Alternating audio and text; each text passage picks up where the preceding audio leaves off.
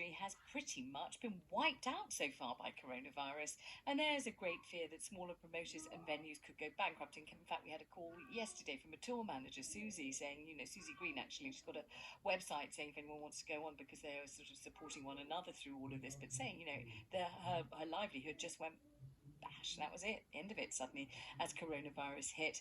Now some of the biggest names in music, including Sir Paul McCartney, Sir Rod Stewart and Annie Lennox, have signed an open letter calling for the government to provide financial support to avoid mass insolvencies. Jules Holland is one of the signatories. The smaller the venue, the harder it's going to be for them. The smaller the band in their stature, the harder it's going to be for them. It has a knock-on effect to everybody. All of the thousands of people in the music industry who you don't see, people behind the scenes, the sound people, the lighting people, they are the people that have been hit worst. That is exactly what Susie Green was saying on the show yesterday, and she was a caller, not a guest, but she rang in to say, she's a tour manager, and she said, what about the crew? Exactly what Jules Holland has just said there. All the people you don't see, all the people who make it all possible, they're not earning a living either. We're joined on the show this morning by Philippa Childs, head of Bectu, the union representing creative industries in the media and entertainment businesses. Hello, Philippa. Good morning. Good morning, Vanessa. Can you explain and describe for people who maybe not be in that business and haven't really given it much thought so far, how your members have been affected by coronavirus? Oh, well, their livelihood has been devastated. Lots of our members are freelancers and therefore not employees, so they've not been able to take advantage of the job retention scheme, and lots of them have also fallen down the gaps between that and the self-employed income support scheme.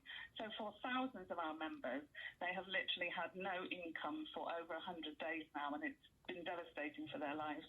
Oh my goodness! So, and also, I mean, I as I've said a few million times, since we've been talking about this kind of thing, my other half's a singer, a house music singer, and also has a band which had to disband halfway through their tour as coronavirus hit, and there's no future so far at all, is there, as far as you're aware? No glimmer of a future in which a living can be earned. Would you agree with that? There really isn't, and I think that's what's so stressful for all of those involved in live events. There just doesn't seem to be a roadmap back to, there's not a date on the horizon that people can plan and target for. So there is a real need for the government to step in at this point and provide some ongoing support for the creative industries, which after all, I mean, it's not a bailout, it's actually protecting an industry which brings so much to the UK economy. So what is this letter calling for, and how are you hoping that it will be brought about?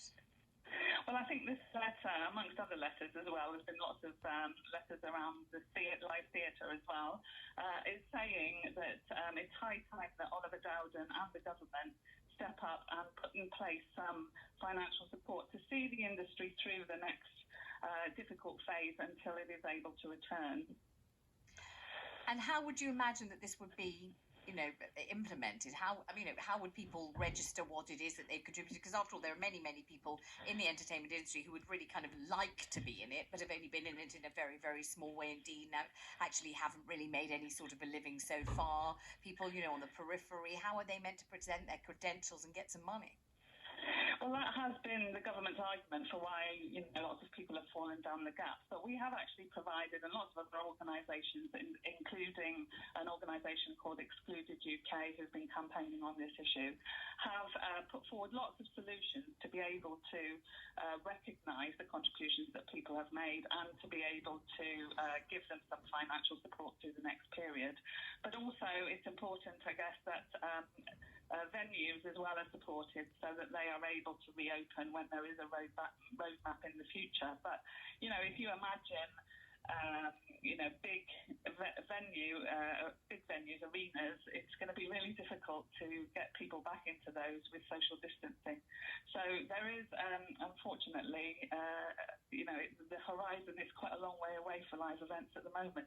I mean, it kind of sounds like an infinite amount of money for which you're asking, doesn't it? If you say, well, we just have absolutely no idea when any of these venues will open again, when live performances will be viable or possible, when audiences will feel like showing up to venues. We don't know. We have no idea. So just keep paying and paying to the government. it sounds as if it's just a kind of blank check forever, doesn't it? You can imagine the Chancellor trying to fight it in some way and just thinking it'd be too expensive to fund. Well, I don't think, I mean, we're coming up with lots of, as our other organisations, lots of creative ways in which we can get live music back in a small way to start with, to build confidence. So I don't think it will be an infinite amount of money, but also this is about paying forward, basically. You know, as I said earlier, the entertainment industry, such a that actually it would be foolish not to support it through the hard times, because it will be part of rebuilding the UK in the future. Well, I wish you all the luck in the world with it, Philippa. Thank you very much indeed. That's Philippa Childs, head of Bectu, the union representing creative industries in the media and entertainment industries. Why do I say I wish you all the luck in the world? Because lots of her members have literally not earned a single penny all this time. Not their fault. They can't perform. None of the venues are open. There are no audiences available. They can't make a living. And they haven't been furloughed or anything like that. So they literally have not earned any money whatsoever. So, you know, in a very, very difficult and precarious position. And plus the fact that there's no future deadline for when they might open. There's no kind of glimmer of light on the horizon yet. So, you know, very, very difficult situation that they're all in, as one of our callers pointed out to us yesterday on the show. Let's talk to Dave in Epping about all of this. Hi, Dave. Good morning.